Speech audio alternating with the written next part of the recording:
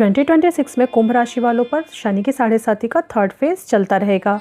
साल भर राहु आपके लग्न में और शनिदेव आपके सेकंड हाउस में रहेंगे और जनवरी से मई तक जुपिटर आपके 5th हाउस में रहेंगे। यहाँ आपको हर फ्रंट पर चुनाव करना होगा। इस साल आपका सिलेक्शन ही डिसाइड करेगा कि आपको प्लैनेट्स का सपोर्ट मिलेगा या नहीं मिलेगा। अगर आपने सही चुनाव किया तो आप हर फ्रंट पर अपग्रेड होंगे। अगर आपने गलत चुनाव किया, गलत डिसीजन लिया तो जुपिटर का सपोर्ट तो नहीं मिलेगा, साथ ही शनि और राहु आपको बहुत तोड़ेंगे और सही डिसीजन लेने पर मजबूर कर देंगे। अब आपको मैच्योर होना ही पड़ेगा, डिसिप्लिन मेंटेन करके रखना है, प्रैक्टिकल डिसीजन लेने हैं और अपने हिस्से का संघर्ष खुद करना है। फैमिली मेंबर्स के हेल्थ और फाइनेंस को मैनेज करने की जिम्मेदारी भी आपकी ही रहेगी। अगर आप अपनी जिम्मेदारियों को सही तरीके से निभाते हैं तो शनिदेव के आशीर्वाद से आपको भूमि, भवन, वाहन का सुख मिलेगा। इस साल कन्फ्यूजन, ओवर थिंकिंग, रेस्टलेसनेस तो काफ़ी रहेगी। करियर की बात करें तो ये साल मिक्स्ड लेकिन स्टेबल है। किसी भी तरह के ऑफिस पॉलिटिक्स या गॉसिप से दूर रहें। अपने काम से काम रखना है, दूसरों की किसी भी बात पर कोई ध्यान नहीं देना है। जनवरी से मई तक कार्य क्षेत्र में आपकी परफॉर्मेंस काफ़ी बेहतर रहेगी। जून से अक्टूबर तक का टाइम सर्विस सेक्टर में काम कर रहे लोगों के लिए अच्छा रहेगा। ग्रोथ अपॉर्चुनिटीज़ मिलेंगी, पोजीशन स्ट्रांग होगी। नवंबर दिसंबर में आपके काम करने की क्वालिटी में, कंसिस्टेंसी में और फाइनेंस में फ्लक्चुएशंस देखने को मिलेंगे। शुरुआत के 5 महीने इनकम के लिए अच्छे रहेंगे। फाइनेंस के बारे में डिटेल में जानने के लिए डिस्क्रिप्शन में दिए गए लिंक को ओपन करें। लग्न में राहु और सेकंड हाउस में लग्नेश होने के कारण आप आलस और लेथार्जी फील कर सकते हैं।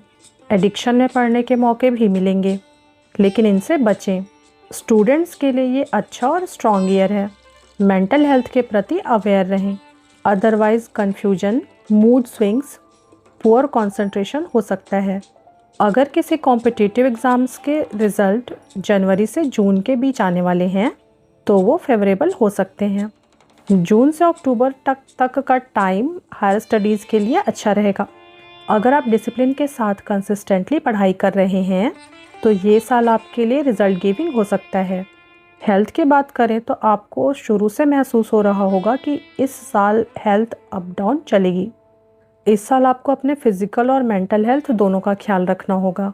Sleep disorder, restlessness, eating disorder होता रहेगा, जिनके कारण डाइजेशन में प्रॉब्लम हो सकती है, एसिडिटी हो सकती है, स्टेमिना कम हो सकता है, थायराइड इश्यूज भी हो सकते हैं।